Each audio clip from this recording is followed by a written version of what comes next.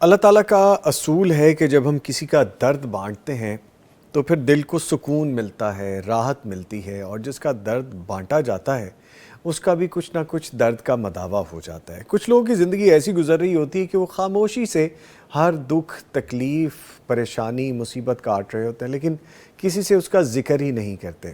بڑے لوگ ہوتے ہیں اس طرح کے، بڑا ناٹ ان اے سینس کہ وہ کوئی بہت بڑی شخصیت ہوتے ہیں، وہ اپنی ذات میں بڑے لوگ ہوتے ہیں جو کسی کے آگے اپنے درد کا اظہار نہیں کرتے، اور وہ لوگ بھی بہت بڑے ہوتے ہیں اپنی ذات میں جو کسی کو درد میں دیکھ کے خود ان تک پہنچ جاتے ہیں اور چپکے ان کی مدد، ان کی ہیلپ، ان کے ساتھ کوئی ایسا کام کر جاتے ہیں جو کہ ان کی راحت کا سامان بنتا ہے۔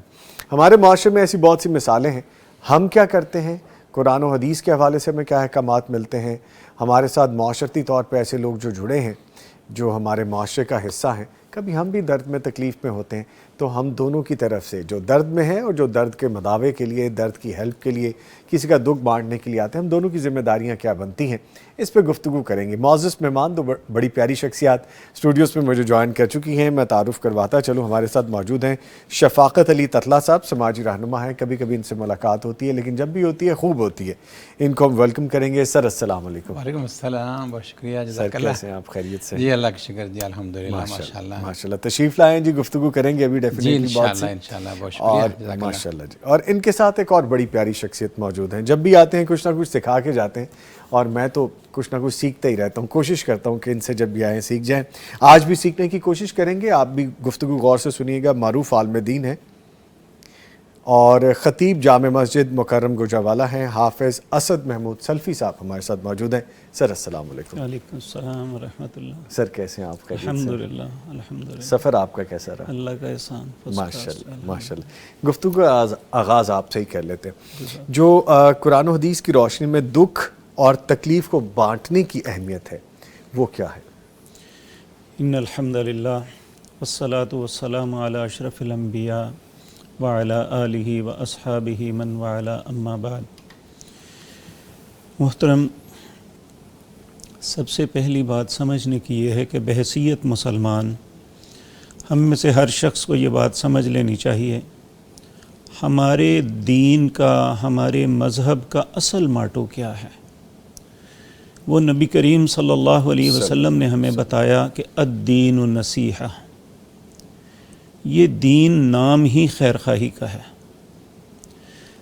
اور کوئی انسان اس وقت تک کسی کی مصیبت کا مداوا نہیں کر سکتا جب تک اس کے اندر خیر خواہی نہیں ہوگی۔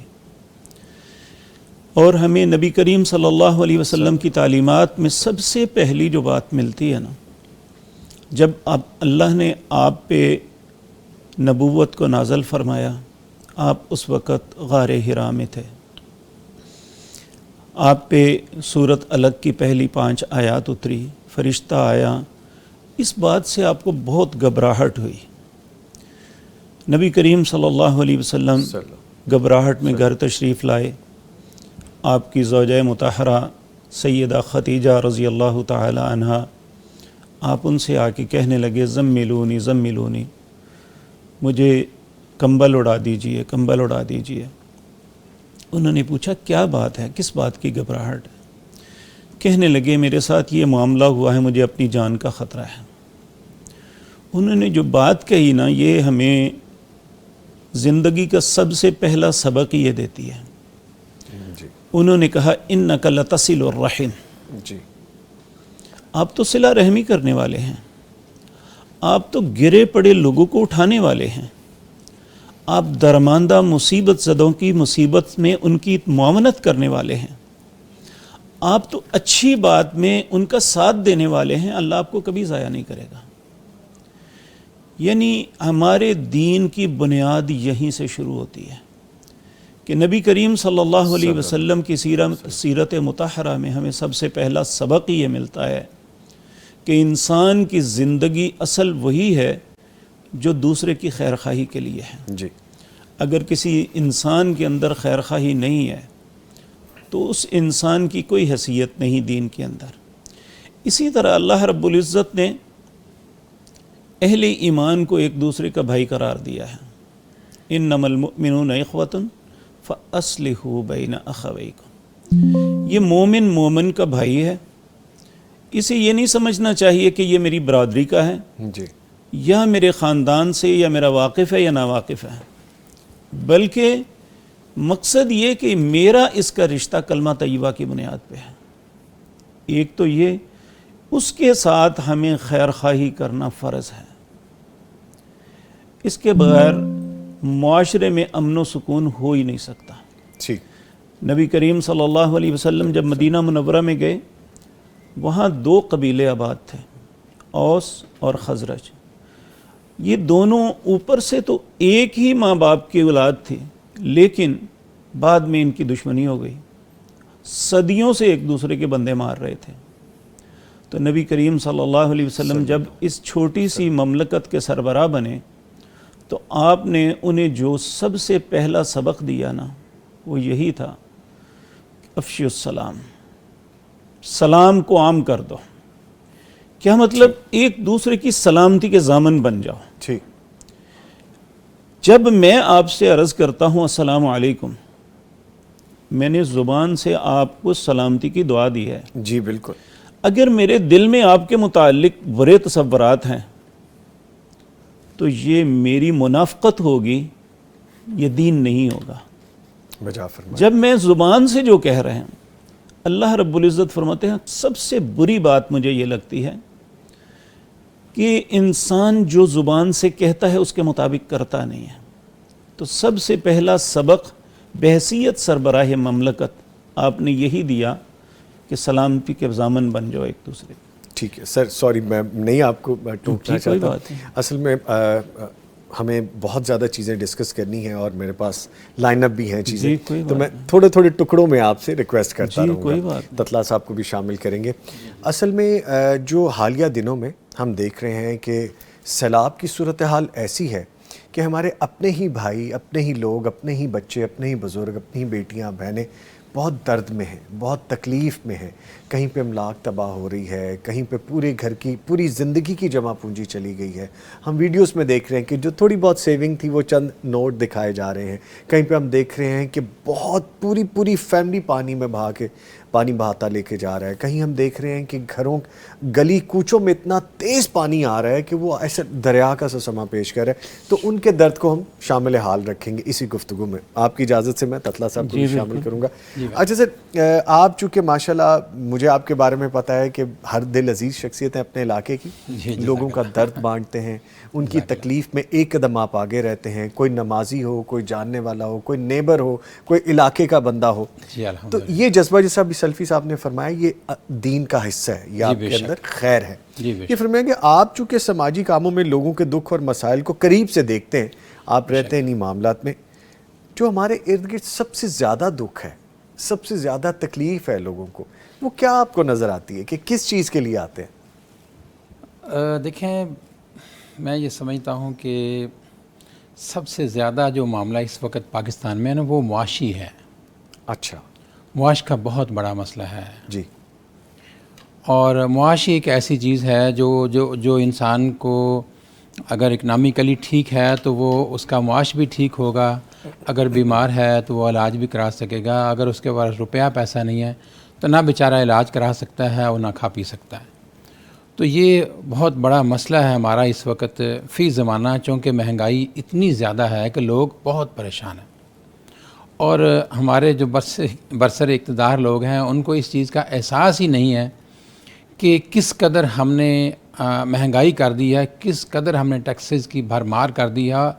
اس لیے کہ میں سمجھتا ہوں کہ جو بھوکا بندہ نا، اس کو بھوکے بندے کا بہت خیال ہوتا ہے، اور جس کا پیٹ بھرا نا، اس کو سب کے اس کو پیٹ بھرے نظر آتے ہیں، چونکہ ان کا معاش، ان کا رہن سہن اتنا اچھا ہے کہ ان کو احساس تک نہیں، ان کو احساس ہی ختم ہو گیا ہے۔ یہ سب سے اہم بات یہی ہے۔ میں سر کو بھی شامل کرنا چاہتا ہوں، سلفی صاحب کو بھی، لیکن ایک ایکسپیرینس میں شیئر کرنا چاہتا ہوں۔ ہم لوگ جو میڈیا پہ نظر آتے ہیں، لوگ جس طرح سر بیٹھے ہیں، سلفی صاحب بیٹھے ہیں، یا میں ہوں، یا ہماری طرح کے اور لوگ ہیں، ہم بھی ایک سرٹن لمٹ کے اندر ہی چیزوں کی ایک دیکھ بھال کر سکتے ہیں، اس سے بیونڈ نہیں جا سکتے۔ ایسے بہت سے لوگ، میں اپنی مثال اس لیے دے رہا ہوں کہ سوشل میڈیا کا دور ہے اور سکیم اتنے زیادہ ہیں۔ مجھے پچھلے چند ایک ہفتوں میں اتنے لوگوں نے کانٹیکٹ کر لیا، اور وہ میری فرینڈ لسٹ میں تھے سر، اور میرے لیے بڑی سرپرائزنگ بات ہے کہ پتہ نہیں کتنے سالوں سے میری لسٹ میں تھے، اور وہ سکیمر تھے۔ کسی کو 10,000 چاہیے، کسی کو 1 لاکھ چاہیے، کسی کو 2 لاکھ چاہیے، کسی کو 5,000 چاہیے۔ ہم اپنی بساط کے مطابق تو کر سکتے ہیں، لیکن اگر کسی نے پروفیشن بنا لیا ہے اور آپ اس کو ویریفائی نہیں کرے، چند ایک مثالوں میں نے ویریفائی کیے بغیر یہ کیا سر، لیکن پھر مجھے اندازہ ہو گیا کہ یہ تو غلط ہو رہا ہے کام، یہ تو حقدار کا حق مارا جا رہا ہے، لیکن ہم ایک سرٹن لیمٹ تک کر سکتے ہیں۔ کہنے کا مقصد یہ ہے کہ دکھ، درد، تکلیف دوسروں کی ضرور بانٹیں، مدد ضرور کریں، لیکن ان چیزوں کو بھی ویریفائی کرنا ضروری ہے کہ جو آپ کے سوشل میڈیا کے اکاؤنٹس میں آپ کے ساتھ ایڈ ہیں وہ لوگ اوریجنل وہی لوگ ہیں۔ اور سم ٹائمز تو ایسا ہوا کہ مدد کرنے کے بعد جب کچھ عرصے بعد ان سے ملاقات ہوئی فزیکلی آمنے سامنے بالمشابہ جب بات ہوئی تو انہوں نے کہا کہ میں نے تو کبھی آپ کو کال بھی نہیں کی، میں نے تو کبھی آپ کو ٹیکسٹ بھی نہیں کیا۔ سو بی کیئرفل۔ ایک اس کے ساتھ ساتھ پیرالل یہ بھی رکھیں۔ سر میں آپ کی طرف آؤں گا، آپ کی بات کمپلیٹ ہو گئی تھی تو ٹھیک ہے، ورنہ میں ایک اور چیز آپ سے پوچھنا چاہ رہا تھا اور وہ بھی ایڈ کر لیجیے گا کہ نبی مکرم صلی اللہ علیہ وآلہ وسلم اور صحابہ کرام کی جب ہم زندگی دیکھتے ہیں، وہ دور دیکھتے ہیں، اور جو دوسروں میں وہ دکھ درد بانٹتے تھے، ایک دوسرے کی محبت جو تھی ان کے دلوں میں، شریک ہوتے تھے وہ ایک دوسرے کی تکلیف میں، وہ مثالیں کیا ملتی ہیں ہمیں؟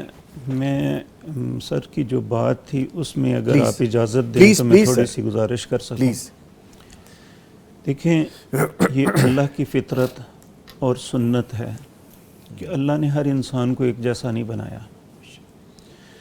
کسی کو مال دیا ہے اور کسی کو مال سے محروم رکھا ہے۔ اور یہ کیوں رکھا ہے؟ قرآن کریم میں اللہ فرماتے ہیں کہ میں اس دنیا کے نظام کو چلانے کے لیے یہ سب کچھ کیا ہے۔ معاش کا مسئلہ ہمیشہ رہا ہے، ہر انسان کے لیے رہا ہے، کسی کو اللہ نے معاش میں آسانی دے دی، کسی کو کنٹرول کیا،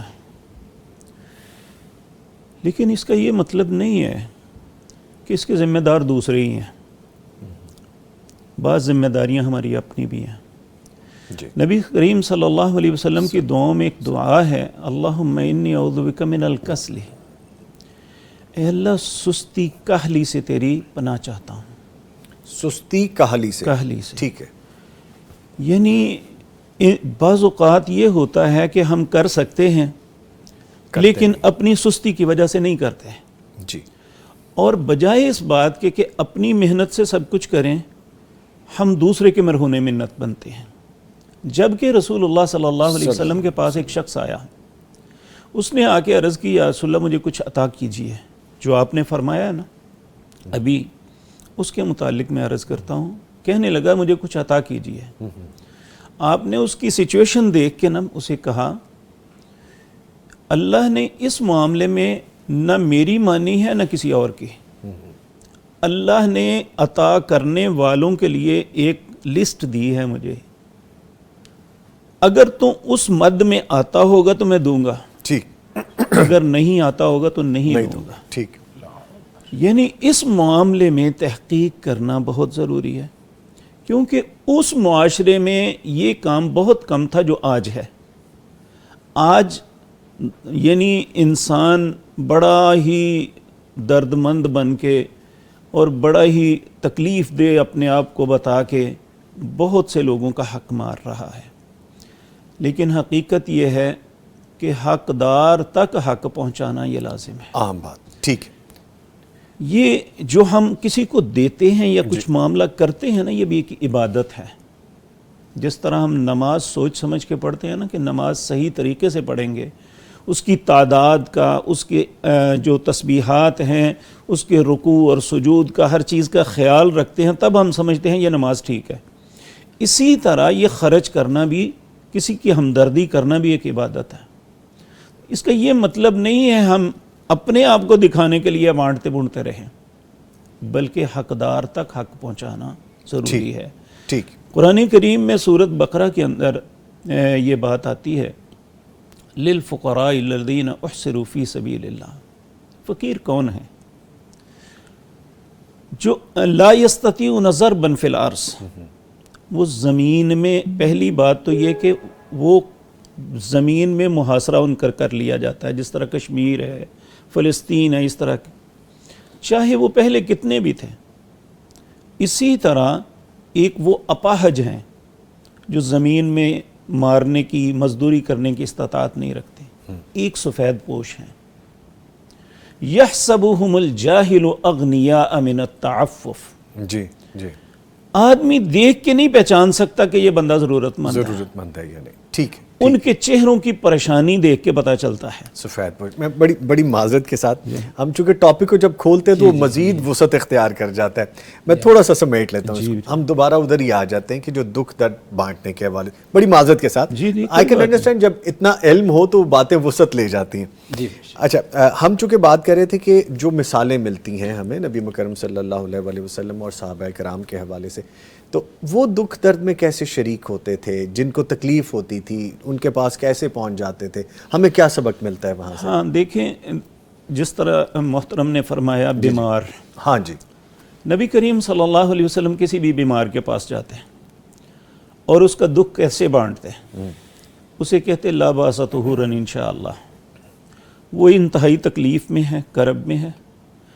اسے کہتے کہ بھائی گھبرانا نہیں ہے، جی یہ جو تجھے تکلیف آئی ہے نا، تیرے گناہوں کی پاکیزگی کا سبب بنے گی.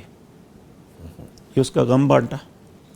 وہ بیچارہ پڑا ہوا تھا کہ میں انتہائی کرب میں ہوں، تکلیف میں ہوں، اس کا کیا مجھے ملے گا، یا میرے ساتھ ایسا کیوں ہے. تو آپ نے بتایا یہ تیرے گناہوں کی پاکیزگی کا سبب بنیں گے. اب اسے حوصلہ مل گیا کہ یہ جو میری بیماری آئی ہے میرے گناہوں کو صاف کر دے گی. اسی طرح آپ خدا نخواستہ کوئی فوت ہو گیا، اس کے پاس جاتے، ہم عموماً ایک لفظ بولتے ہیں جی میں فاتحہ کے لیے گیا، حالانکہ وہاں ہم تعزیت کے لیے جاتے ہیں. کسی یعنی کہ فوتگی والے گھر میں ہم تعزیت کیا ہے کہ اسے صبر کی تلقین کرنا. ٹھیک. آپ اسے کہتے ہیں ان للہ ما اخذ وللہ ما اعطى وکل شیء عنده اجل مسمى فلتصبر ولتحتسب. ٹھیک.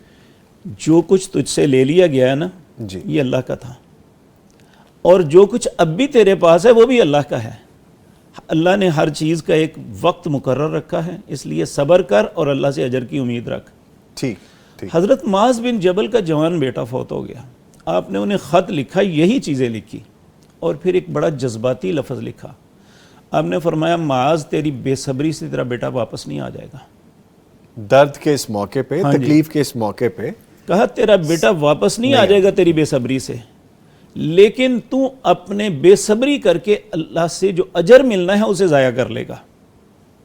جی ٹھیک. اب تیسری بات سر یہ ہے کہ انسان مضطرب ہوتا ہے جب اس کے پاس کچھ نہیں ہے، جس طرح آپ نے فرمایا سیلاب میں یہ سب جی بالکل جو ہوا. نبی کریم صلی اللہ علیہ وسلم نے ہماری رہنمائی فرمائی کہ انسان سے سب کچھ چھن گیا، اب کچھ نہیں ہے. تو آپ نے اسے کہا کہ اللہ سے دعا کر، اللہم قنعنی بما رزقتنی وبارک لی فی واخلف علی کل فائتۃ بخیر. اللہ جو کچھ اب میرے پاس ہے نا مجھے اس پہ قناعت دے دے. جو چلا گیا وہ چھن گیا. ٹھیک. جی میں عرض کرتا ہوں نا، اللہم قنعنی بما رزقتنی. جی اللہ جو کچھ نے تو نے مجھے میرے رزق میں، آپ نے فرمایا نا کہ وہ چند تھوڑے سے اثاثے دکھا رہے ہیں کہ یہ بچا ہے، اللہ مجھے اس پہ قناعت دے دے.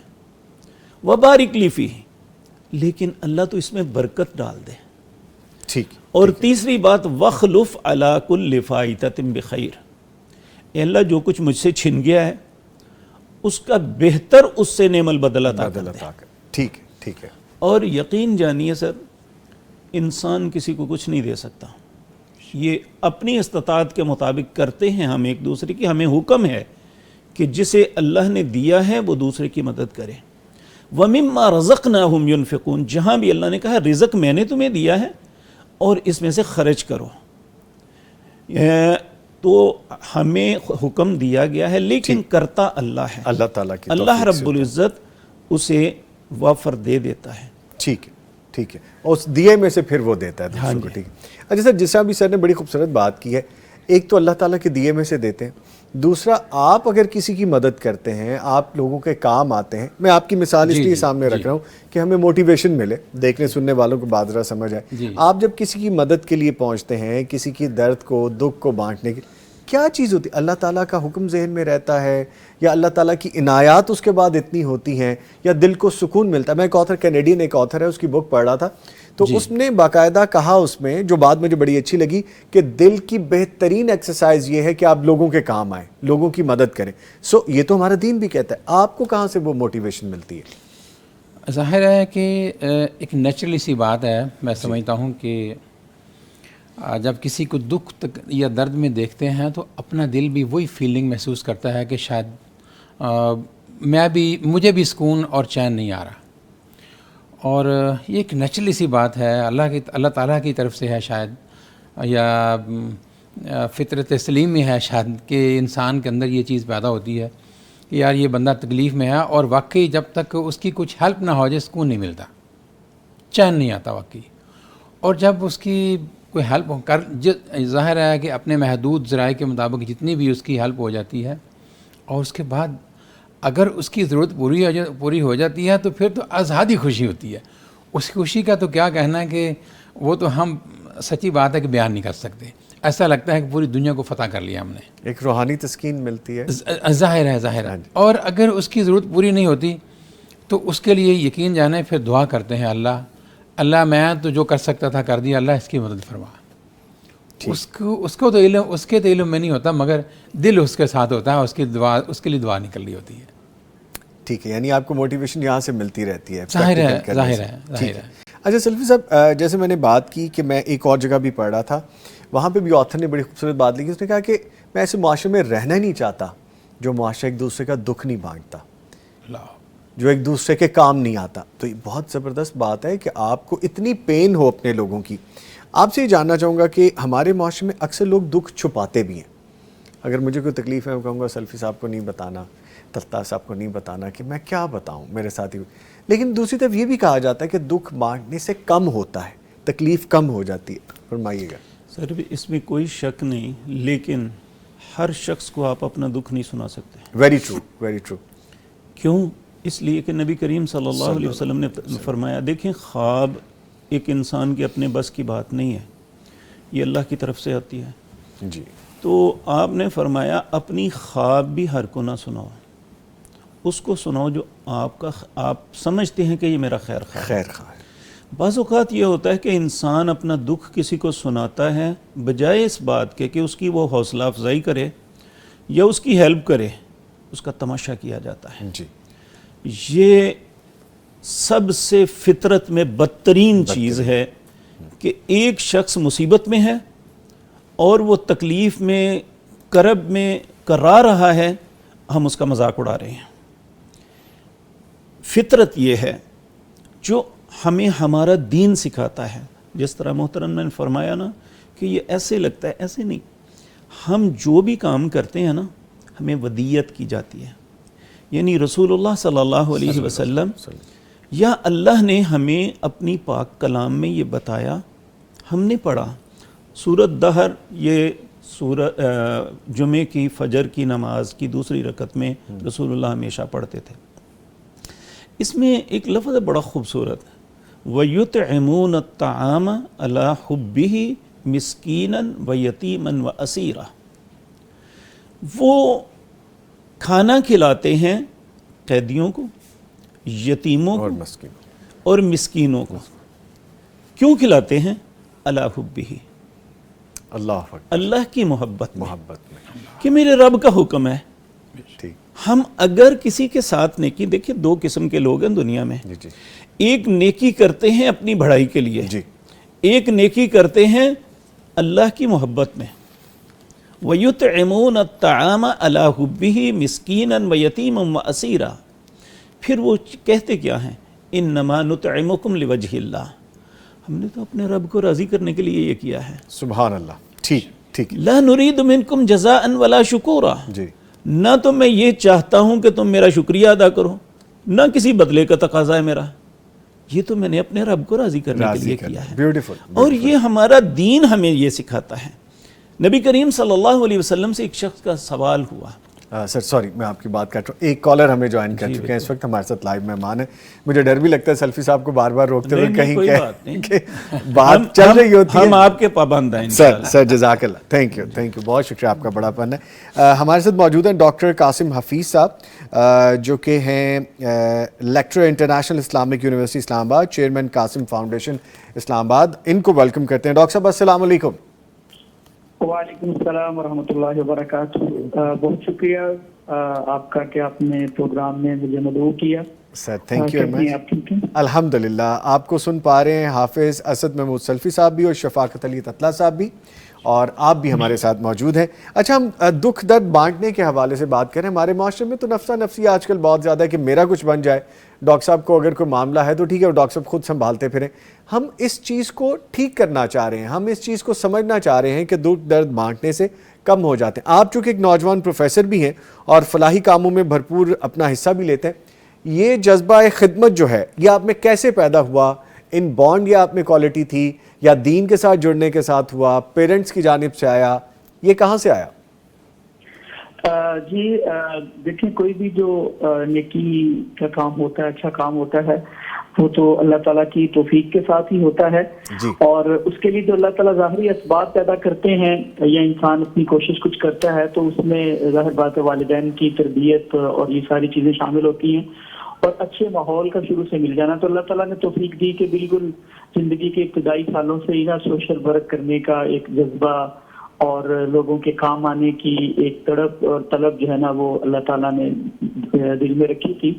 پھر یہ جو نا خاص طور پہ کرونا کے دنوں میں نا اسپیشلی ہم نے پھر ایک بڑے پیمانے پہ جو لوگ بے روزگار ہوئے, جن کا روزگار چھن گیا, تو ان کے لیے ہم نے پھر آغاز کیا راشن وغیرہ کی تقسیم کا.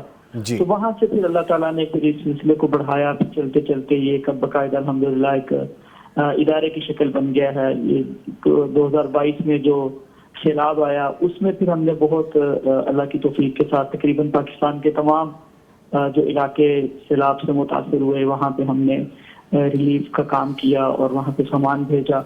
تو اب تو الحمدللہ یہ ہے کہ تقریباً روزانہ کی بنیاد پہ کسی نہ کسی ضرورت مند کی کسی کو روزگار دیا جا رہا ہوتا ہے.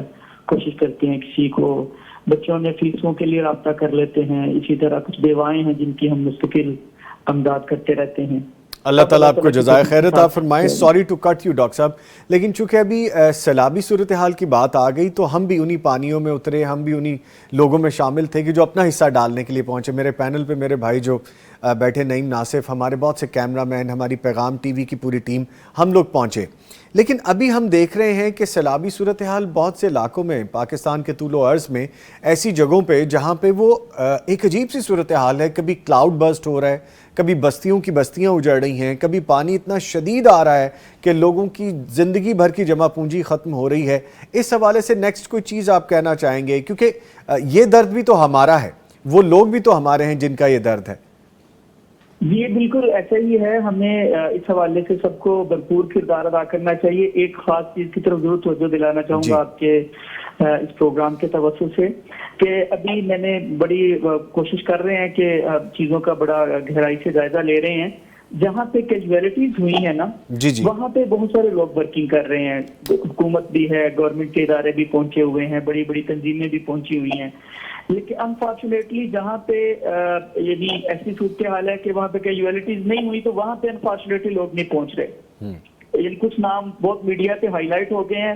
جو بندہ بھی پنجاب سے کسی جگہ سے ریلیف کا کام کرنے جا رہا ہے یا کچھ تقسیم کرنے جا رہا ہے وہ وہیں پہ جا رہا ہے. جبکہ ہمارے ساتھ لوگ رابطہ کر رہے ہیں گلگت بلتستان کے دور دراز کے دیہاتوں سے, باجوڑ کے علاقے بھی کچھ ایسے ہیں جو بہت زیادہ افیکٹڈ ہیں, چھوٹے سے گاؤں سے. جی. تو جہاں پہ کیجویلٹیز نہیں وہاں پہ لوگ جا ہی نہیں رہے, ان کی طرف توجہ نہیں کر رہے. تو میں یہ ضرور کہنا چاہوں گا کہ سب کو فوکس کرنا چاہیے کیونکہ بھوک تو ہر جگہ پہ ہی نقصان کرتی ہے.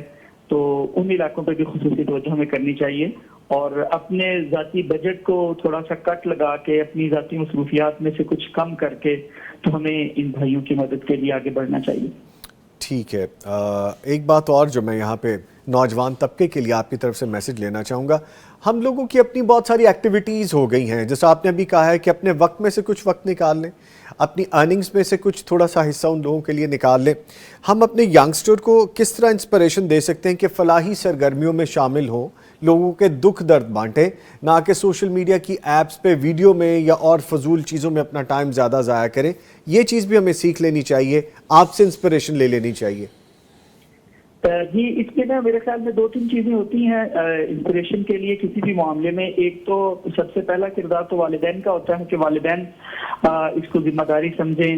ہم نے اپنے گھر میں نا ایک چھوٹا سا باکس رکھا ہوا ہے اور اپنے بچوں کو کہتے ہیں کہ آپ نے نا ہفتے میں ایک دن کی ایٹ لیسٹ جو پاکٹ منی ہے وہ آپ نے غذا کے لیے یا اس طرح ڈیزرونگ لوگوں کے لیے رکھنی ہے.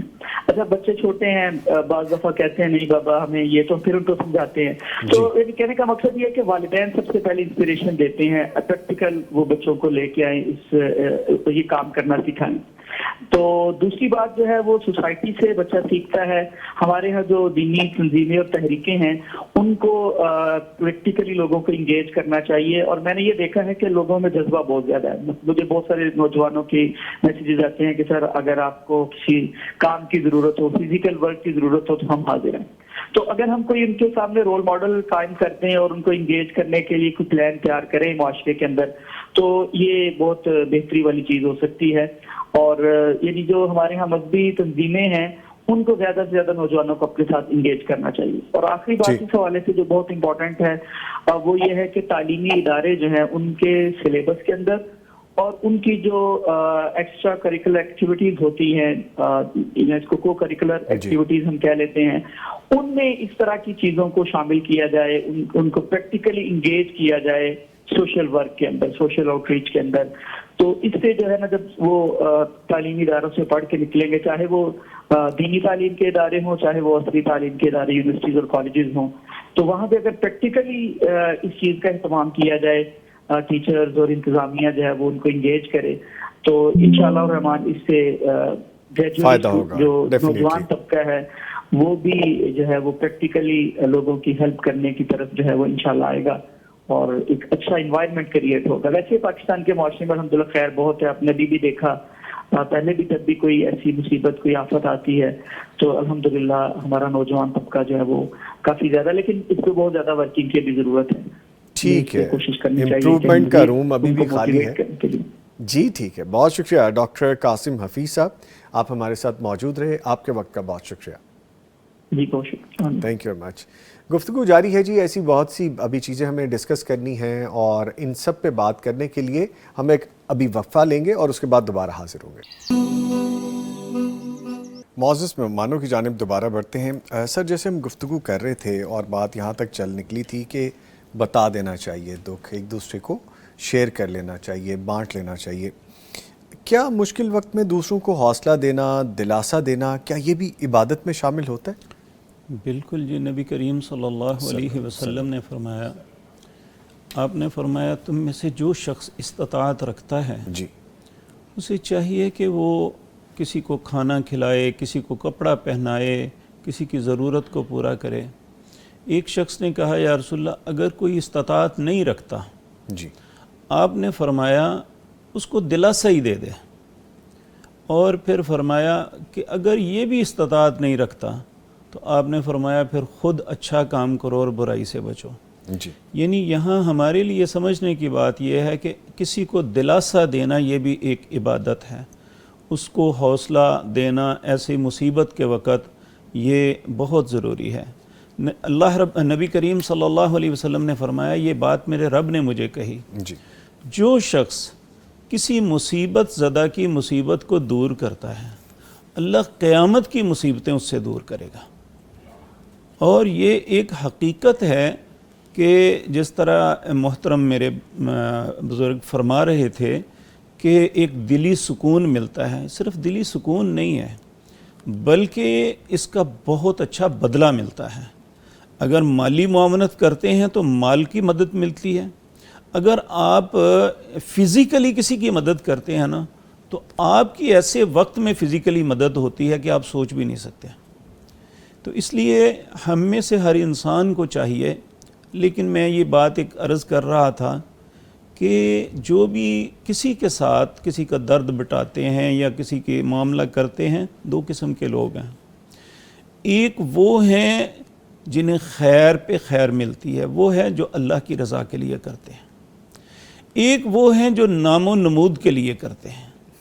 نبی کریم صلی اللہ علیہ وسلم کے زمانہ مبارک میں ایک شخص تھا عبداللہ بن جدعان. جی. لوگوں میں بہت معروف سخی تھا. حاجیوں کو پانی پلاتا، کھانا کھلاتا، انہیں جگہ دیتا.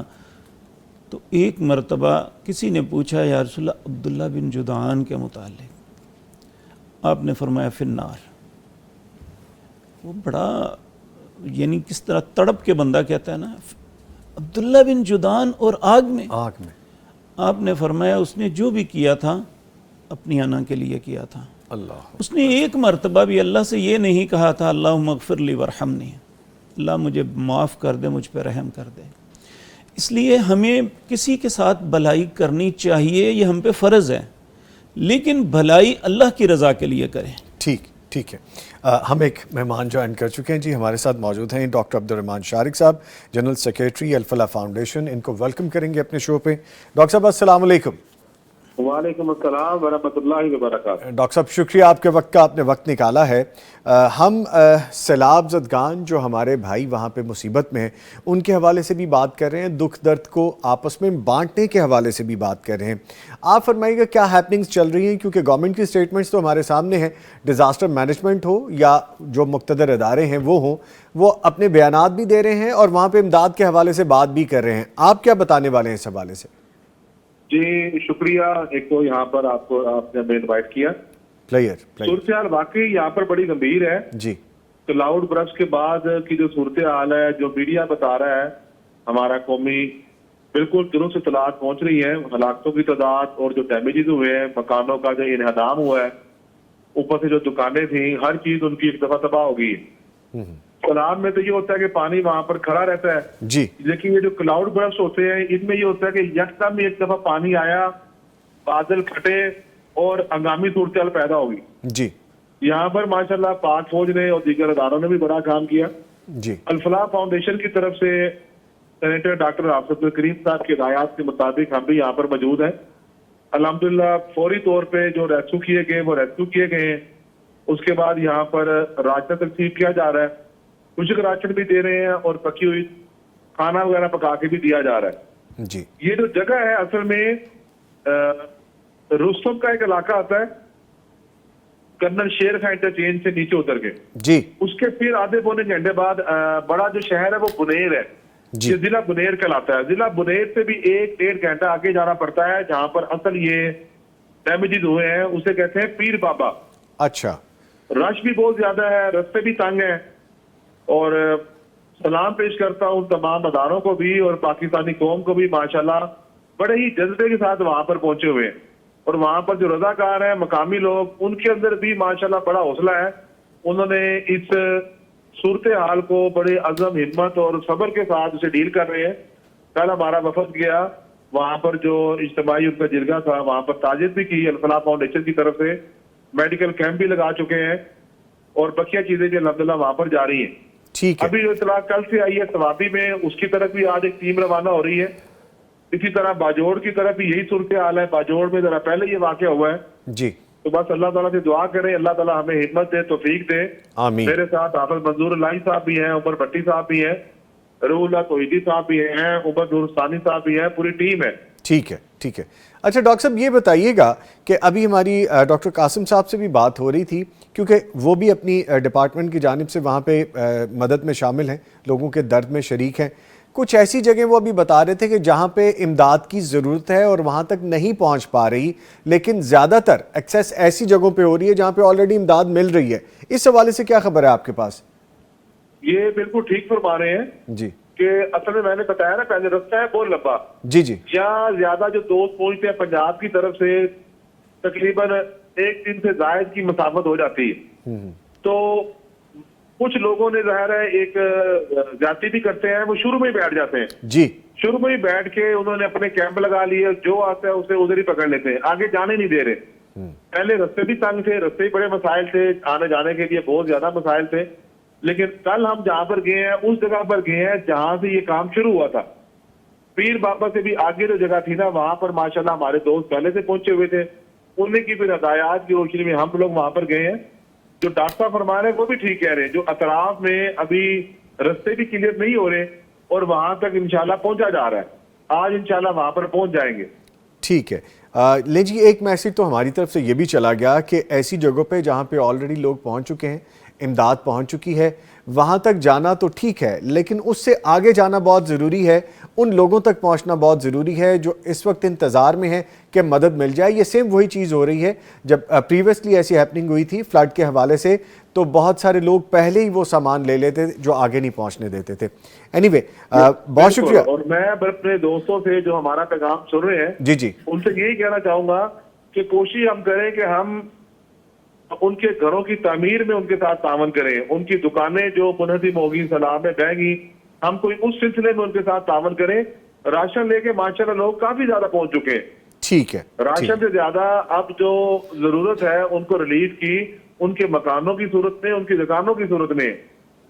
ٹھیک ہے ٹھیک ہے, بہت اچھی بات آپ نے کی. ہمیں اصل میں اب آگے کا بھی سوچ لینا چاہیے, نہ کہ ابھی تک جو ان کو کھانے پینے کی ضرورت ہے وہ بھی ضرورت ہے, وہ بھی پہنچانا چاہیے, لیکن اس سے اگلا کام بھی کرنا چاہیے. بہت شکریہ. کئی دوست ہیں جو پکی پکائی دیگے لے کر آ رہے ہیں, میں ان کو بھی یہ پیغام دینا چاہوں گا کہ مہربانی کریں پکا پکایا کھانا لے کر نہ آئیں, وہاں پر جا کے دیکھیں, انہیں یا راشن تقسیم کر دیں, یا جو میں نے بات آگے کہی ہے کہ ان کے اصل جو کاروبار تباہ ہوئے ہیں اس کے بارے میں ہمیں سوچنا چاہیے. ٹھیک ہے, بہت شکریہ. ڈاکٹر عبدالرحمان شارق صاحب ہمارے ساتھ موجود تھے. سر thank you very much for the time. دیکھیں ایک چیز تو یہ ہے کہ جو ہم بار بار الیبریٹ کر رہے ہیں اس پہ عمل کرنے کی ضرورت ہے. درد ضرور بانٹیں, تکلیف ضرور بانٹیں, مدد ضرور کریں, لیکن right job for the right person والا کام بھی کریں کہ جن کو ضرورت ہے ایک تو وہ وہاں تک پہنچے, دوسرا جس چیز کی ضرورت ہے وہ بھی کرنا چاہیے ہمیں. اچھا تطلع صاحب کی جانب آؤں گا. سر گفتگو آپ سن رہے ہیں, دیکھیں کہاں کہاں تک بات چلتی جا رہی ہے, دکھ درد بانٹنے کے حوالے سے, اپنوں کی مدد کرنے کے حوالے سے, پھر اس طرح کی چیزیں جو ابھی ہم شامل کریں. آپ فرمائیے گا کیا صرف کبھی کبھی ایسا بھی ہوتا ہے کہ کسی کی کوئی بات سن لینا اس کو ہلکا کر دیتی ہے, اس کو ریلیف دے دیتی ہے؟ کبھی کبھی ایسا ہوتا ہے کہ بندہ کوئی ڈھونڈ رہا ہوتا ہے ایسا شخص کہ میری بات سن لے اور میرا دکھ وہیں سے کم ہو جائے, کوئی حل ہو جائے, ایسا ہوتا ہے کبھی؟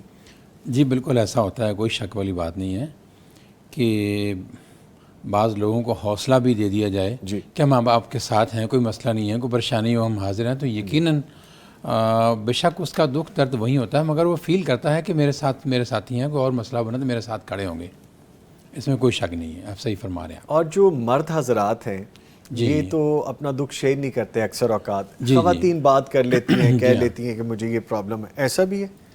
جی ایسا ہے, مگر جو جیسے شیخ صاحب فرما رہے تھے, جو قریبی ہیں, بہت پیار محبت کرنے والے دوست ہیں, ان تک ضرور کم از کم ان کو ضرور شیئر کرنا چاہیے, اور اس میں پھر مدد بھی مل جاتی ہے, اور ہر ایک کے سامنے اپنا دکھ درد نہیں بانٹا جیسے سیلفی صاحب نے جی. ایک اور مہمان ہمیں جوائن کر چکے ہیں, فضل محمود صاحب, نیشنل ڈائریکٹر ہیں الخدمت ڈیزاسٹر مینجمنٹ گروپ کے. ان کو ویلکم کریں گے شو میں. فضل صاحب السلام علیکم. وعلیکم السلام ورحمۃ اللہ. Sir thank you much for the time, بہت شکریہ آپ نے وقت نکالا. ہم چونکہ ڈیزاسٹر کے حوالے سے ہی بات کریں, so you are right person for the right job. اس وقت آپ ہمیں بہتر بتا سکیں گے.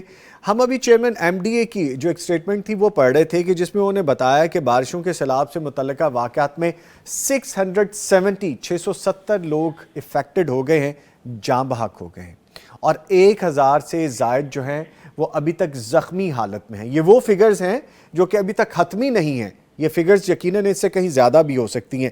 جبکہ آن ٹاپ آف دس ابھی مونسون کا سپیل انہوں نے کہا کہ 2-3 ہفتے اور چلے گا. ایک طرف کلاؤڈ برسٹ ہے, دوسری طرف یہ صورتحال ہے. آپ بتائیے گا آپ کے پاس کیا فیکٹس ہے؟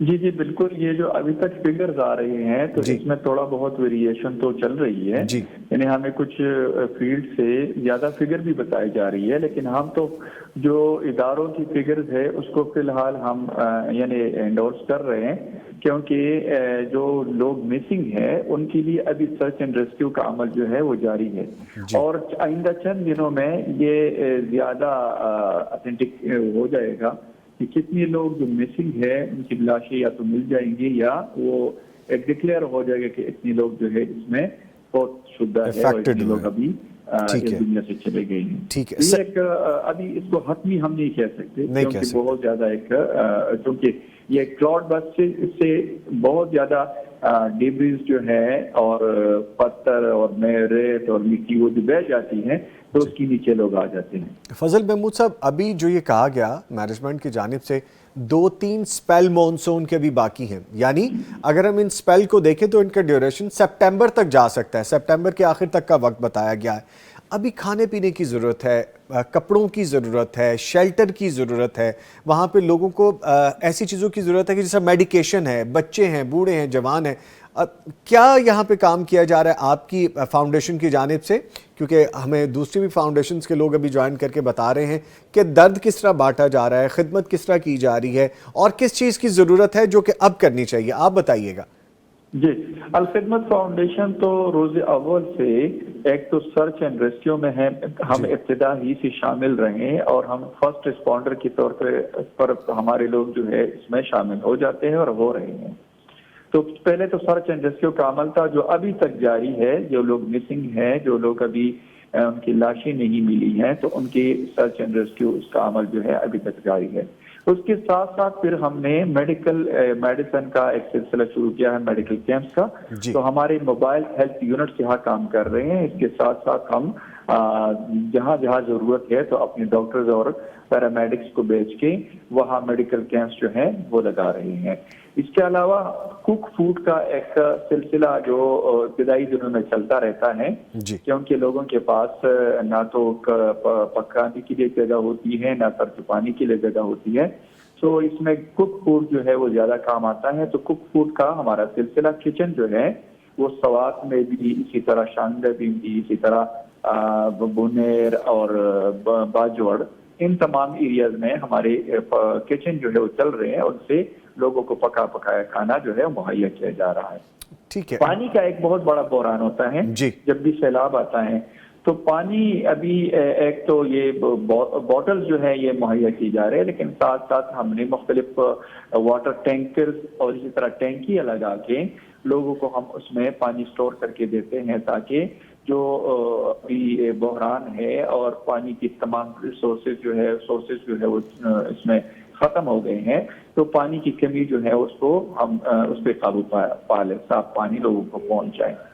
لیکن ابھی ایک میں آپ کو ایک منظر جو بتانا چاہتا ہوں، جو بونیر میں ہے یا جو سوات میں ہے، اور شانگلہ میں تو ابھی تک راستے بھی بند ہیں، لیکن جہاں تھوڑے بہت راستے کھلے ہیں اور لوگ پہنچ رہے ہیں، تو وہاں ان کی دکانیں، ان کے گھر اور سب چیزیں، یعنی کچھ جگہ تو ایسی ہے جس کے گھر بالکل ختم ہو گئے اور بالکل ڈیمالش ہو گئے، لیکن کچھ گھر جو اربن فلڈنگ ہے جیسے سوات میں، تو ان کے سارے گھر جو ہیں وہ 4-5 فٹ 6 فٹ جو ہے وہ مٹی سے بھرے ہوئے ہیں۔ لوگ اپنی کوشش کر رہے ہیں، لیکن ہم جو دیکھ کر آئے ہیں کہ ان کو اگر گورنمنٹ نے اور اداروں نے ایگریسولی اس پہ زیادہ تعداد میں مشینری اور لیبر اور ورکر نہیں لگائے تو یہ سلسلہ بہت آگے تک چلے گا، اس میں بہت ٹائم لگے گا، ان لوگوں کی اور ان کی مشکلات بھی میں اور بھی اضافہ ہوگا۔ تو الخدمت فاؤنڈیشن نے بھی اپنے ورکرز جو ہیں 200-400 کی تعداد میں مختلف جگہوں میں ڈپلائی کیا ہے اور لوگوں کے ساتھ گھروں کو خالی کر رہے۔ اس کے ساتھ ساتھ ہم نے ٹریکٹر، ٹرالیاں اور ایکسکیویٹرز لگائے ہیں تاکہ ہم جو روڈز ہیں یا جن لوگوں کے گھر جو ہے ان کو خالی کرنا ہے اس کو ہم خالی کر سکے، تاکہ آئندہ کم سے کم 10-15 دن 20 دن بعد جو ہے وہ رہائش میں اس کے لیے تھوڑا بہت قابل ہو جائے، تاکہ لوگ اپنی گھروں میں جہاں جہاں شفٹ ہو سکتے، جن لوگ گھر قابل استعمال ہے اس میں لوگ شفٹ ہو جائے یا کاروبار اپنے شروع کر سکے۔ تو اربوں روپوں کا کاروبار بھی اس میں اب ختم ہو گیا ہے لوگوں کا۔ بہت قیمتی کاروبار یہاں الیکٹرانکس کے، اسی طرح کارپیٹس کے، اس طرح کپڑوں کے، بہت قیمتی دکانیں اور چیزیں جو ہیں اس میں چلی گئی، ذریعہ معاش ہی ختم ہو گیا ہے۔ ٹھیک ہے، بہت شکریہ فضل محمود صاحب، آپ نے ہمیں جوائن کیا، thank you very much. Thank you very much. Salafi صاحب، آپ سن رہے تھے ابھی جس طرح، تو مجھے ایک چیز بار بار ذہن میں آ رہی تھی، غم بانٹنا اور کسی کے غم کو شیئر کرنا اور غیبت کرنا، یہ دو مختلف چیزیں ہیں لیکن یہ بڑی پیرالل چلتی ہیں۔ اس حوالے سے اگر ہم بات کریں، غم بانٹنے، غیبت یا شکایت کرنا، اس میں کیا فرق ہے؟ شکایت یہ ہے کہ انسان وہ اس کو تکلیف نہیں ہے تو وہ ہر وقت جو ہے نا شکوہ کرتا رہتا ہے. جی یہ نہ اللہ کو پسند ہے نہ انسانوں کے لیے. جی. غیبت یہ ہے کہ انسان جو ہے نا دوسرے کے عیوب کو بیان کرتا رہے, اور غم بانٹنے کا مطلب یہ ہے کہ انسان ایکچول جو اس کے ساتھ معاملہ ہے وہی بیان کرے. عمومی طور پہ یہ ہوتا ہے کہ تکلیف اگر فار ایگزامپل 25% ہے نا, ہم اسے 200% کر کے بیان کرتے ہیں. اچھا, یعنی دوسرے کی ہمدردی لینے کے لیے. یہ قطعاً درست نہیں ہے. یہاں سر میں کچھ میرے ذہن میں بات ہے, اگر مجھے اجازت دیں تو میں عرض کروں گا. پلیز. ہمدردی کے لیے ضروری ہے کہ ہم سب ایک دوسرے کے ہمدرد بنیں. ہمارا ملک جو ہے یہ مختلف اقوام اور مختلف زبانوں پہ مشتمل ہے. جی.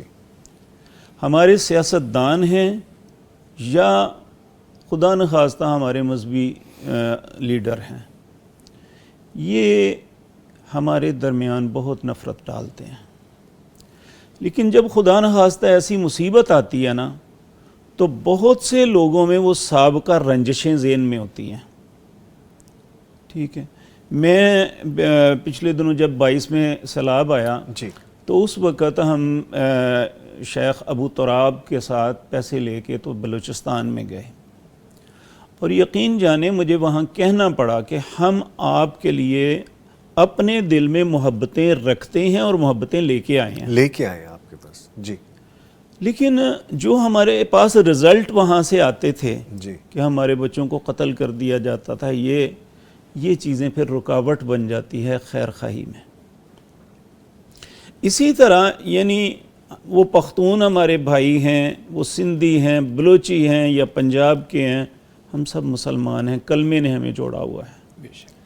ہمیں زبان کی بنیاد پہ نفرت نہیں کرنی چاہیے. اور دیکھیں کشمیر کا زلزلہ آیا, کہاں سے لوگ اٹھ کے گئے. آج اگر آپ جتنے لوگوں سے بات کر رہے ہیں, جتنی تنظیموں سے بات کر رہے ہیں, کہاں سے اٹھ کے جا رہے ہیں. یعنی یہ ہماری طرف سے ایک پیغام ہے کہ ہم نہ کسی پختون بھائی سے نفرت کرتے ہیں, نہ کسی بلوچی سے کرتے ہیں, نہ کسی سندھی سے, نہ کشمیری سے کرتے ہیں. سب بھائی ہیں ہمارے. اور یہ جب تک وہ بھی ہمارے بھائی اپنے ذہنوں میں نہیں نہ لائیں گے تو پھر اس وقت تک یہ معاملے 100% حل نہیں ہوں گے. جی. تو اس لیے میں التجا کروں گا, اور خصوصاً انہیں اللہ سے ڈرنے کے جو ہے نا نصیحت کرتا ہوں, جو لوگ اپنے سیاسی یا مذہبی مفادات کے لیے لوگوں کے ذہنوں میں نفرت ڈالتے ہیں. جب ایسی پوزیشن آتی ہے پھر ہم مسلک پوچھتے ہیں, قومیت پوچھتے ہیں. یہ باتیں ہماری نیکی کو بھی ضائع کرتی ہیں, اور ہم نیکی کرنے میں بھی تردد کرتے ہیں کہ ہمارے ساتھ ایسا ہوا تو ہم ایسا کیوں کریں. اس لیے ایسے وقت میں ہمیں دیکھنا چاہیے کہ یہ خدا نخواستہ کل مصیبت ہم پہ بھی آ سکتی ہے. اگر آپ آج ان پہ آئی ہے تو یہ ان سوچ کو اپنی بدلنا ہوگا. ٹھیک ہے. اچھا سر, بڑی خوبصورت آپ نے بات کی. کبھی کبھی ایسا بھی ہوتا ہے نا, لوگ کسی کا دکھ سنتے ہیں لیکن دکھ سننے کے بعد اس کی تکلیف میں مزید اضافہ کر دیتے ہیں. یہ بڑی ذمہ داری کی بات ہے. اور دوسری بات یہ کہ ہمیں دین میں جو گفتگو کے دوران جو رویے ہے اس میں کتنا محتاط ہونے کا کہا گیا ہے. یہ بڑی اہم بات ہے کہ ہم کسی کی مدد کرنا چاہ رہے ہیں لیکن ہم اس کی مدد کو اس کی تکلیف اور بڑھا رہے ہیں. تکلیف نبی صلی اللہ علیہ وسلم نے فرمایا, اللہ نے بولنے کے لیے تمہیں ایک زبان دی ہے. جی. اگر یہ اچھا بولتی ہے تو بولنے دو. جی. اگر نہ اس کو روکنے کے لیے 2 ہونٹ دیے ہیں, اسے بند کر دو. یعنی یہ ایک یونیورسل قانون بتایا ہمیں. یہ زبان کی جو ہے لفظ نکلے ہوتے ہیں نا, یہ تیر نیزے تلوار سے زیادہ جو ہے نا ہوتے ہیں کہ زبان سے بندہ بات نکال دیتا ہے لیکن وہ ختم نہیں ہوتی پھر کبھی بھی. تو اس لیے ہمیں جب تک ہم انسانیت اور اس سے بڑھ کے مسلمان کی سوچ نہیں بنائیں گے, ہم کسی کی خیر خواہی نہیں کر سکیں گے. ٹھیک ہے. اچھا تطلا صاحب, گفتگو جو ہے آخری مراحل کی طرف جا رہی ہے. جی بالکل. تو یہ فرمائے گا کہ جو ہم سوشل میڈیا پہ دیکھتے ہیں, جیسا میں بھی کچھ دیر پہلے ذکر کر رہا تھا, جی, ہم جیسا سر نے کہا کہ نمود و نمائش ہے, پھر ہمیں دین میں باقاعدہ مثال ملتی ہے کہ زندگی بھر کسی نے نیکی کے کام کیے لیکن آخرت میں بتایا گیا کہ اس کا کوئی حصہ نہیں ہے، وہ اس نے دنیا کے لیے کیا، اس نے اللہ کی رضا کے لیے نہیں کیا۔ ہم سوشل میڈیا پہ کوئی ایک چھوٹا سا کام کریں، ہم اس کی تشہیر کر دیتے ہیں، لیکن ہمیں سچی مدد کرنی چاہیے کسی کی۔ ہمیں وہ جذبہ کیسے پیدا ہوگا، ہم کس طرح سے اس دکھاوے سے بچ سکتے ہیں؟ جیسا اگر میں آپ کی بات کروں تو آپ کے بارے میں تو ہمیں پتہ ہے کہ لوگ آپ تک پہنچ جاتے ہیں، آپ لوگوں تک پہنچ جاتے ہیں، یہ خالص جذبہ کیسے دل میں پیدا ہو سکتا ہے کہ صرف اللہ کی رضا کے لیے کسی کا درد بانٹا جائے، کسی کی تکلیف، دکھ، درد اس کو شیئر کیا جائے؟ دیکھیں، جیسا آپ نے بتایا کہ اللہ کی رضا کے لیے ہی انسان کی خواہش یہ ہوتی ہے کہ اللہ کی رضا کے لیے ہی کروں۔ اگر سوشل میڈیا کا بھی سہارا لیا جائے تو میرا نہیں خیال کہ اس میں کوئی مذائقہ ہے۔ اگر کوئی حقدار ہے، ضرورت مند ہے، اور بہت سارے لوگوں کی ایسے ہیلپ ہوئی ہے کہ کوئی اور ذرائع نہیں تھا تو اس نے سوشل میڈیا پہ ہی اس نے میسج دے دیا، جس سے بہت سارے لوگ اس کی ہیلپ کو پہنچ گئے۔ ہاں، یہ خالص اللہ کی رضا کے لیے ہونا چاہیے، اور اللہ کی رضا کے لیے کریں گے تو پھر ہی خوشی ہوتی ہے، اور اللہ کی رضا کے لیے بندہ کرتا ہے پھر ہی دل کو خوشی ہوتی ہے، ادروائز تو بیکار ہے۔ تو میرا نہیں خیال کہ سوشل میڈیا کا سہارا لیا جائے تو اس میں کوئی مسائقہ ہے۔ پازیٹیولی لیا جائے، ہاں، پازیٹیولی، تشہیر نہ کی جائے، تشہیر نہ کی جائے۔ ٹھیک ہے، تو اس میں بہت سارے لوگ اس کا غلط بھی استعمال کرتے ہیں، مگر ہمیں اس کی تحقیق کر لینی چاہیے۔ ایسے بہت سارے واقعات ہوتے ہیں ٹھیک ہے کہ لوگ غلط اس کو جو ہے نا غلط استعمال کر لیتے ہیں۔ ٹھیک ہے، ہمیں اس وقت جوائن، تھوڑی سی اجازت دیں تو تھوڑی سی بات میں عرض کر دوں۔ سر ایک منٹ پلیز، پلیز ایک منٹ، نہیں آپ ایک منٹ میں کمپلیٹ کر لیں، پھر لمبا ہے؟ نہیں لمبا نہیں ہے، لمبا ایک منٹ میں کر لیجئے پلیز۔ گزارش یہ ہے کہ دو باتیں ذہن میں رکھیں، ہمارے دین کے اندر اعمال کا دار و مدار نیتوں پر ہے۔ نیتوں پہ، جی۔ اگر ایک شخص اپنی تشہیر یا لوگوں کے سامنے اس لیے آتے ہیں کہ لوگوں کو رغبت دلانے کے لیے کہ مجھے دیکھ کے یہ بھی نیکی کریں، ٹھیک، وہ شخص جو تشہیر اس لیے کرتا ہے کہ لوگ مجھے اچھا سمجھیں، یہ دونوں میں فرق ہے، دونوں میں فرق ہے، ویل ڈیفائنڈ۔ اچھا، ہمیں اس وقت جوائن کر چکے ہیں نعمان فاروقی صاحب۔ نعمان فاروقی صاحب کا نام آپ جانتے ہیں، ماشاءاللہ ہمارے پروگرام کا باقاعدہ حصہ ہے، ہماری ٹیم کا حصہ ہے، پیغام ٹی وی کا حصہ ہے، اور آپ ان کو شو میں بھی دیکھتے ہیں کہ ہمارے مفتی جو پروگرام ہے جو رات کا ہمارا لگتا ہے اس میں سوالات کے جوابات بھی دیتے ہیں، شرعی مسائل کا حل بھی بتاتے ہیں۔ اور یہ پتہ ہے کون ہے؟ یہ اسٹوڈنٹ ہیں ہم جن کا ذکر کر رہے تھے آج آغاز میں، مولانا عتیق اللہ سلفی صاحب کے۔ یہ اس وقت ان کے فیونرل جنازے میں بھی موجود ہیں، پڑھ چکے ہیں وہاں پہ، اور لائیو ہمیں یہاں سے کال پہ ہم نے ان کو لیا ہے۔ ان سے گفتگو کر لیتے ہیں، آلدو کہ وقت کم ہے لیکن گفتگو کرنا ضروری ہے۔ نعمان صاحب السلام علیکم۔ وعلیکم السلام ورحمۃ اللہ وبرکاتہ۔ سر بہت شکریہ، آپ نے وقت نکال لیا ہے اور وہاں پہ چونکہ آپ موجود ہیں تو بڑا قیمتی وقت ہے، میں زیادہ آپ کو زحمت نہیں دوں گا۔ اللہ آپ کو جزاک اللہ، آپ کو بھی اللہ تعالیٰ آباد رکھے۔ ایسی شخصیت جن کا زندگی کا مقصد ہی یہ تھا کہ انہوں نے دین پہ کام کرنا ہے، دین پہ عمل پیرا رہنا ہے، اور وہ ایسا پروف کر کے بھی چلے گئے ہیں۔ ان کے بڑوں نے، ان کے والد نے، ان کے دادا جان نے جو خواب دیکھا اس کو وہ کمپلیٹ کر کے، اکمپلش کر کے گئے ہیں۔ آپ بتائیے، آپ کے تو استاد محترم بھی ہیں وہ۔ جی جی بالکل، حقیقت یہ ہے کہ اگر میں یہ کہوں کہ اس دور میں وہ اپنے سلف صالحین جو ہمارے گزر چکے ہیں، بڑے لوگ، ائمہ کرام، ان کی وہ نشانی تھے تو یہ کوئی مبالغہ نہیں ہوگا۔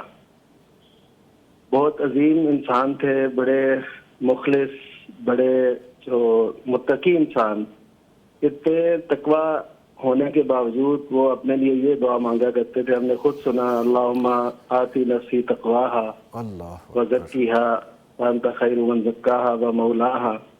یعنی اس کا مطلب یہ ہے کہ وہ مزید تقوی میں آگے جانے کی کوشش، چھوٹا سا ان کا جوتا ہوتا تھا، یقین کیجئے کہ وہ صحیح طرح، جسے ہم کھسا کہتے ہیں نا پنجابی میں، جی جی جی، اس طرح کا وہ جوتا پہنتے تھے۔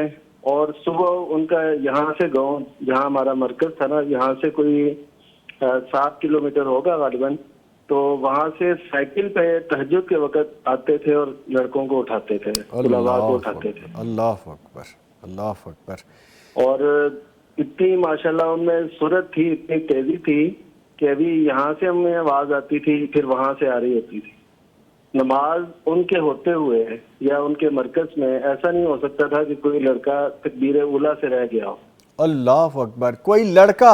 ہاں جی، کوئی لڑکا بھی، یعنی نمازیوں کو بھی پھر شرم آتی ہے نا کہ کوئی بھی نہیں کھڑا ہو رہا تو ہم کیوں، تو اس مرکز میں اس سے زیادہ میں نے نماز کی پابندی کہیں نہیں دیکھی. اچھا نعمان صاحب، مجھے پتا ہے کہ آپ کے پاس مجھ سے کہیں زیادہ ایسی یادیں ہوں گی جو آپ شیئر کرنا چاہتے ہیں. میں نے تو چند ایک لائنیں پڑھی اور ان لائنوں میں مجھے بڑی اچھی طرح سے یاد ہے. میں نے یہ بھی پڑھا کہ مدینہ یونیورسٹی میں ان کا ایڈمیشن ہوا، وہاں پڑھنے گئے اور پتہ چلا کہ والد کی طبیعت ناساز ہے، تو چھوڑ چھاڑ آ گئے، کہا کہ میرے والد کی خدمت میرے لیے زیادہ اہم ہے. ایسا ہی ہے سر؟ جی بالکل، وہ ان کا ایسا بھی سلسلہ تھا، اور یہ خصوصاً اپنے بڑوں کی، اپنے والد کی اور ان کی اولاد، اب ان کی وہ بڑی فرما بردار ہیں. یہ ایک سلسلہ ہے نا جو چل رہا ہوتا ہے، اور انہوں نے جو تربیت کی، ہمیشہ وہ نماز کی تلقین کرتے تھے. جی یعنی میں نے خود یعنی کہتے تھے نا، ہمیں کہتے تھے کہ عالم بننا آسان ہے، نمازی بننا مشکل ہے. اللہ اکبر، اللہ تو کہتے تھے عالم بننا، پنجابی بات کہتے ہیں مولوی بننا آسان ہے لیکن نمازی بننا مشکل ہے. اللہ اکبر. اچھا، اور پھر صالحین کے واقعات سناتے تھے. جی بڑے لوگوں کی میرے یہ والد صاحب نے نا جی کتاب لکھی تھی، جی اس میں کچھ کرامات انہوں نے لکھی بزرگوں کی. تو انہوں نے ان کی یہ کرامت لکھی کہ انہوں نے اتنا بڑا مرکز کھڑا کر دیا، اور اس پہ ہزاروں طلباء جو ہے نا وہ علم حاصل کر رہے ہیں ماشاءاللہ، یا کر چکے ہیں. ماشاءاللہ. اچھا، آپ نے ان کی شخصیت کے بارے میں بتایا تو مجھے وہ بھی بات یاد ہے کہ وہ اوائل عمری میں تو کپڑوں کا بڑا رکھ رکھاؤ اور یہ بڑے معاملات تھے، لیکن جب تقوی میں آگے بڑھتے گئے، اللہ کے ساتھ، دین کے ساتھ جڑتے گئے، تو پھر بڑی سادگی آتی گئی. جیسا آپ نے بھی بتایا کہ کھسا پہنتے تھے اور سادہ لباس میں سائیکل پہ تہجد کے ٹائم پہنچ جایا کرتے تھے. ان کے صبر کی بھی ایک مثال میرے سامنے آئی ہے. میرے پاس تو چند ایک مثالیں آپ بتائیں گے کہ ان کا بیٹا اس دنیا سے رخصت ہو گیا تو اگلے دن وہ اپنے ادارے میں موجود تھے تعلیم کے لیے، بچوں کے لیے. تو کوئی تعزیت کے لیے آیا تو انہوں نے کہا کہ جی تعزیت بعد میں ہوگی، پہلے تعلیم کا سلسلہ مکمل ہو جائے. ایسا ہی ہے؟ بالکل ایسا ہی ہے. اور وہ یقین کریں کمپرومائز کوئی نہیں. جو یعنی وہ ہمیں کہتے تھے اسلام میں چھٹی کی کوئی ہے ہی نہیں، چھٹی کا کوئی دن نہیں ہے اسلام میں. اللہ اکبر، سارے یعنی دن کام اور محنتی بنو، محنت کرو، اخلاص پیدا کرو، نماز پڑھو. یعنی یہ ان کے ساری باتیں ہوتی تھی، بڑی سیدھی. اور ہمیشہ وہ تلقین کرتے تھے نماز کی. اور پھر یہ سارے یعنی ان کے امور بہت ہی زبردست. ایک دفعہ ایسے ہوا کہ کسی جو چندہ دیتے ہیں نا، جی جو تعاون کرتے ہیں، ان میں سے کسی نے نا طالب علم کو کچھ کہا، اچھا، یعنی خود سے. جی تو انہوں نے یقین کریں کہ ان کے پاس جا کے ان کا چندہ وغیرہ ان سے کہا کہ ہمیں اس کی ضرورت نہیں ہے، لیکن میرے طالب علموں کو آپ نے ڈانٹا نہیں ہے. اچھا، اتنی کوئی محبت. مسئلہ ہے تو آپ مجھے بتائیں. جی تو یہ جو طالب علموں کا ایک وقار تھا نا، وہ بھی معاشرے میں وہ سامنے رکھتے تھے. اور کم گو تھے کافی. جی کم کو، یعنی جو بھی انہوں نے بات کرنی ہے، مقصد کی بات کرنی ہے.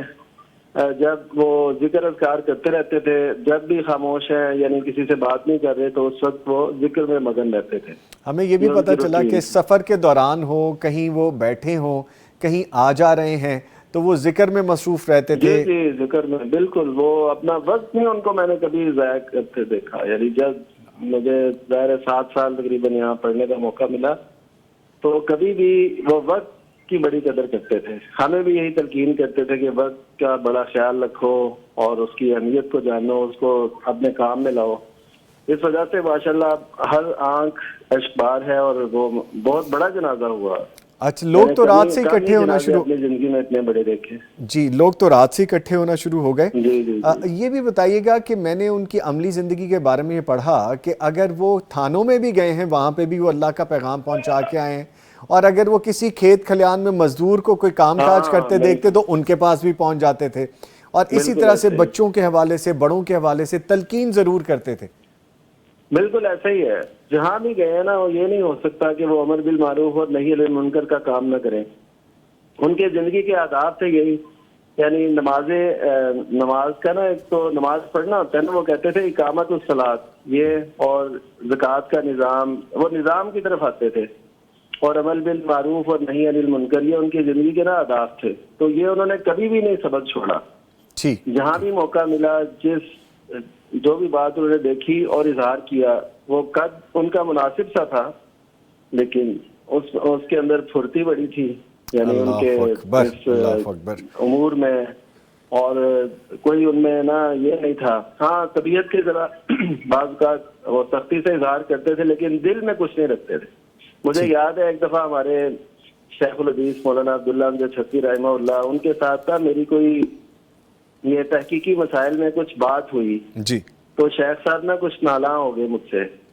تو پھر یہ مولانا عتیق اللہ سلفی صاحب رحمہ اللہ، انہوں نے پھر میری طرف سے نا ان کو درخواست کی کہ نہیں، اس کا مقصد یہ نہیں ہے، یہ چاہتا ہے کہ یعنی تحقیق مسائل چاہتا ہے، اور اس کے علاوہ بات نہیں ہے. پھر مجھے وہ یاد ہے کہ انہوں نے میری معذرت قبول کی، اور اس طرح پھر وہ نا یعنی طالب علموں سے محبت اور پیار اور علم کے راستے میں ہی ان کی زندگی کا گزرنا اور علم پھیلانا. اس دن بھی جب یہ حادثے کا شکار ہوئے، اس دن بھی وہ نخبۃ الحدیث کی آخری جو حدیث ہے نا، نخبۃ الحدیث کی، وہ پڑھنے آ رہے، جی ٹھیک، پڑھانے آ رہے. ٹھیک ہے. بہت شکریہ نعمان فاروقی صاحب، تھینک یو ویری مچ، آپ نے وقت نکالا ہے، ہمیں دعا میں یاد رکھیے گا.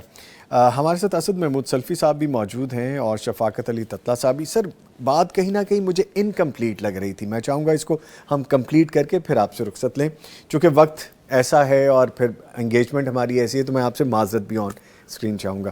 اچھا سر، صبر اور ہمدردی کیا ساتھ ساتھ چلتے ہیں؟ جیسا ابھی آپ بتا رہے تھے کہ تشہیر ضرور کرنی چاہیے، لیکن اگر وہ پازیٹیو نیک نیتی سے ہے، اگر وہ کسی کو سکھانے کے لیے، رغبت دینے کے لیے ہے. اسی طرح اگر وہ نیگیٹو ہے تو اس سے بچنا چاہیے. یہ بات بڑی اہم ہے کہ صبر ایک تو تکلیف میں، درد میں، دکھ میں، اور ہمدردی دوسرا کرنے والا، یہ دونوں پیرالل چل سکتے ہیں، ساتھ ساتھ چل سکتے ہیں. بالکل جی. اسلام سب سے پہلے ہمیں صبر کی تلقین کرتا ہے، وَتَوَاصَوْا بِالصَّبْرِ، اور صبر کی تلقین کا بھی حکم دیتا ہے. جی ہم نبی کریم صلی اللہ علیہ وسلم کے جتنے بھی معاملات دیکھتے ہیں، صحابہ کی زندگی میں سخت سے سخت تکلیف آئی. ایک مرتبہ آپ بیت اللہ میں تھے تو حضرت خباب بن عرت رضی اللہ تعالیٰ عنہ، یہ وہ شخص تھے کہ جن کے مالک نے انہیں کوئلے گرم کر کے نا اس کے اوپر لٹا کے سینے پہ پتھر رکھ دیا، یہ اور ان کی کمر پہ اتنے گڑے پڑے ہوئے تھے کہ بچے ہاتھ ڈال کے کھیلتے تھے. یعنی وہ کوئلے ان کی جسم کی چربی یا خون نکل کے وہ بجھے. تو نبی کریم صلی اللہ علیہ وسلم جو ہے نا بیت اللہ میں تھے، تو حضرت خباب بن عرت رضی اللہ تعالیٰ عنہ نے انہیں کہا، یا رسول اللہ، آپ ہمارے لیے دعا کیوں نہیں کرتے، اتنی اذیتیں دیتے ہیں ہمیں. آپ نے فرمایا، خباب صبر کرو، تم سے پہلے کتنے لوگ تھے جنہیں آرے پہ رکھ کے 2 ٹکڑے کر دیا گیا، اللہ، جن کے جسموں میں کنگھیوں کے ساتھ، لوہے کی کنگھیوں کے ساتھ ان کے جسم یعنی ان کا گوشت جو ہے ہڈیوں سے الگ کر دیا گیا، لیکن وہ انہوں نے اپنے ایمان نہیں چھوڑا، ایمان نہیں چھوڑا. تو تمہیں کیا ہے، صبر کرو. اسی طرح ہمیں رسول اللہ صلی اللہ علیہ وسلم کی زندگی میں دیکھتے ہیں کہ جب بھی کسی کے سخت ترین تکلیف بھی آئی ہے نا، اس کی مدد بعد میں صبر پہلے کی تلقین کی ہے کہ صبر، کہ اس کا بدلہ اللہ دیں گے تمہیں. آپ دیکھیں جب صلح حدیبیہ ہو رہی تھی تو آپ کے اپوزٹ جو شخص آپ کے پیرلر آیا ہوا تھا نا، اس کا اپنا بیٹا مسلمان ہو کے آ گیا، اور وہ بیڑیوں میں ہیں، سخت تکلیفوں میں، پتہ نہیں کتنی اذیتیں دی تھی. تو اس نے کہا، جی آپ نے لکھ کے دے دیا ہے کہ ہمارا بندہ واپس کریں گے. آپ نے اسے بھی کہا کہ بس صبر کرنا، اللہ اس کا اجر تمہیں دے گا.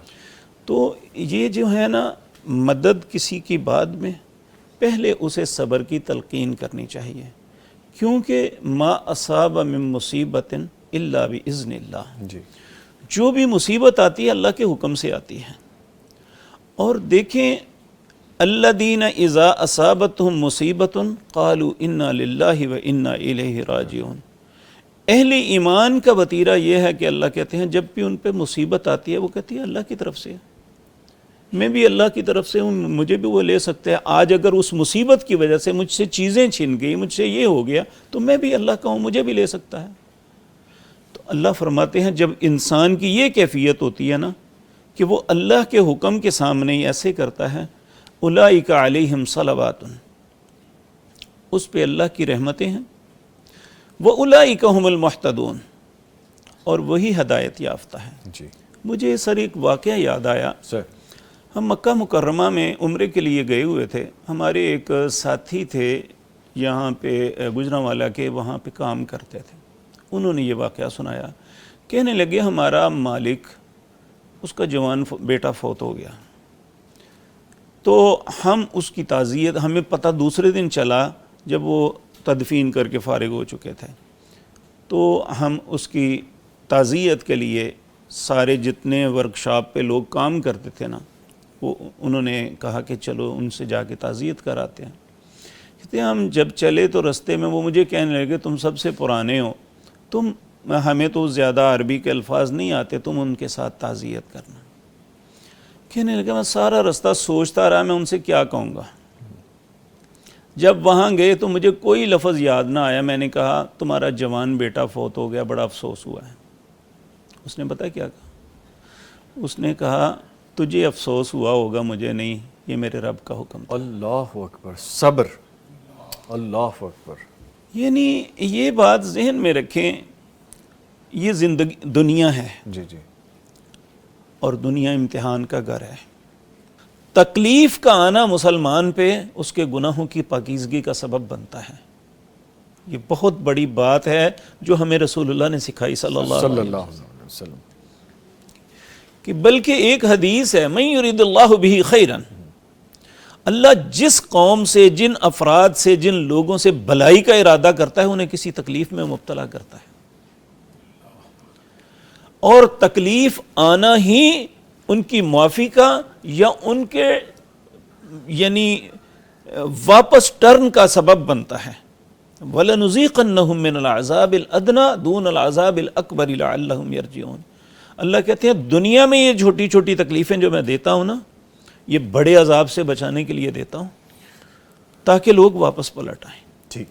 تو سر بات یہ ہو رہی تھی کہ صبر اور ہمدردی. ہمدردی یہ ہے کہ اسے جو اللہ کا فیصلہ آیا ہے اس پہ صبر کی تلقین کی جائے, اور دوسری ہمدردی یہ کہ ہم اس کے لیے کیا کر سکتے ہیں. جی, آج اللہ نے ہمیں اس آزمائش سے محفوظ رکھا ہے.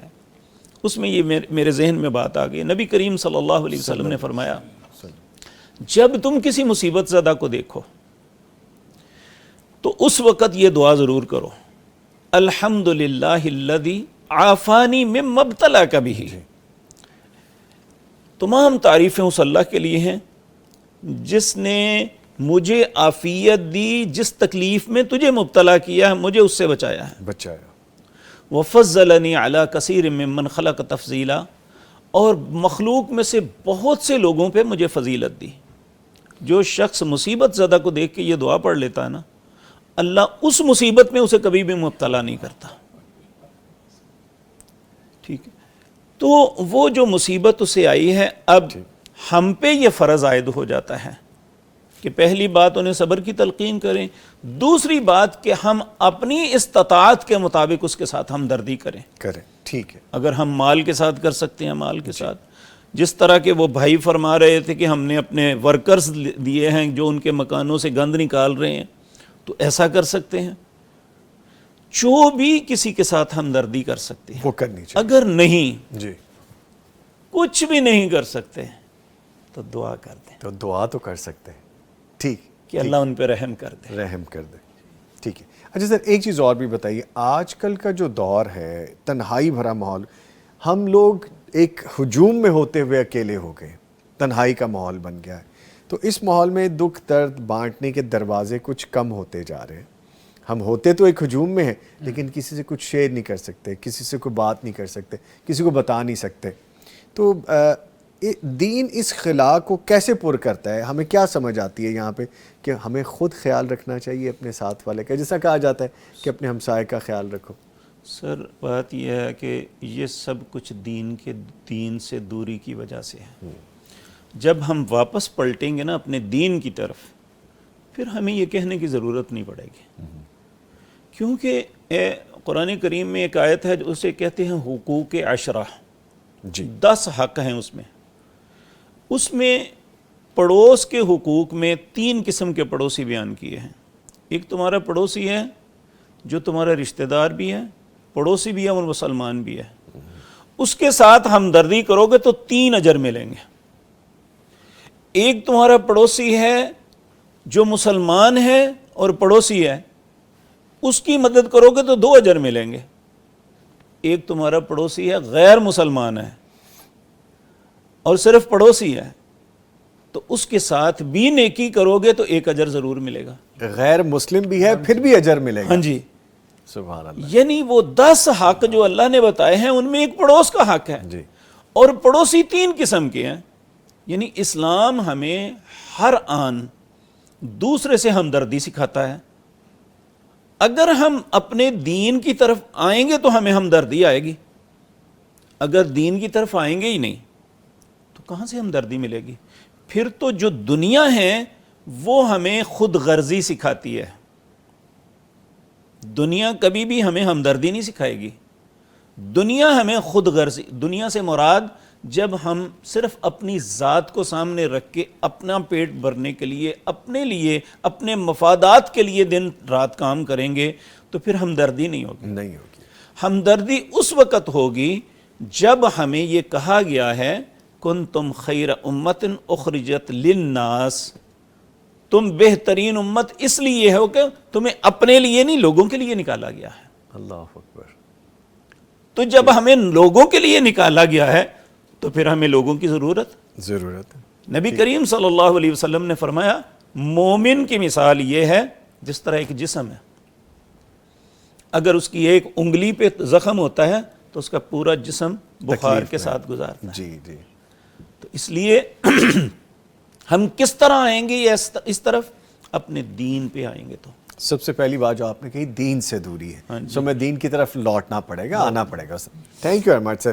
اس کے ساتھ ہی اپنے معزز مہمانوں کا شکریہ ادا کروں گا. شفاقت علی تتا صاحب، سر آپ تشریف لائے. آپ بہت شکریہ. لیکن آپ نے وہ ٹپ نہیں بتائی کہ لوگوں کے کام کیسے آیا جا سکتے. وہ ٹپ آپ کو ہی پتہ ہے ویسے بھی. چلے ہم بعد میں بھی پوچھ لیں گے آپ سے. جی انشاءاللہ. اور ہمارے ساتھ موجود رہے حافظ اسد محمود سلفی صاحب. سر تھینک یو ویری مچ. اور میری معذرت بھی قبول کیجئے کہ میں نے بار بار آپ کو بیچ میں تنگ کیا. یہ میں نے عرض کیا ہے کہ ہم آپ کے جب یہاں آتے ہیں نا، آپ ہمارے امام ہیں، ہم آپ کے ماموم ہیں. تو آپ جیسے چلائیں گے رکوع میں لے جائیں گے تو رکوع میں چلے جائیں گے، سجدے میں لے جائیں گے تو سجدے میں. لیکن مجھے لیکن جب بڑے بیٹھے ہوں تو ایسی جسارت کرتے ہوئے آپ کو محتاط ہونا پڑتا ہے. اس لیے میں فوری طور پہ قصہ تمام کر لیتا ہوں. یہ بھی آپ کی ہمدردی ہے مجھ سے کہ آپ ہمیں معاف کر دیتے ہیں، درگزر کر دیتے ہیں. Thank you very much sir. Thank you, بہت شکریہ جی. لے جی، ایسے جب معزز مہمان موجود ہوتے ہیں تو وقت کدھر جاتا ہے نہیں پتہ چلتا اور پھر وقت کے ہم قیدی بھی رہتے ہیں. لیکن لب لباب ہماری گفتگو کا یہی ہے، دین سے جڑیں، درد بانٹیں، لوگوں کے کام آئیں. جو آج آپ دے رہے ہیں کل کو یہ لوٹ کے آپ کے پاس بھی آئے گا. بڑوں کی باتوں سے سیکھنے کی کوشش کرتے ہیں ہم. اس کے ساتھ ہی جب آپ دعاؤں میں شامل رکھتے ہیں ہمیں تو ہمیں بہت اچھا لگتا ہے. نوید نظامی اور پوری ٹیم کو اجازت دیجیے، پھر ملاقات ہوگی. تب تک کے لیے اللہ حافظ.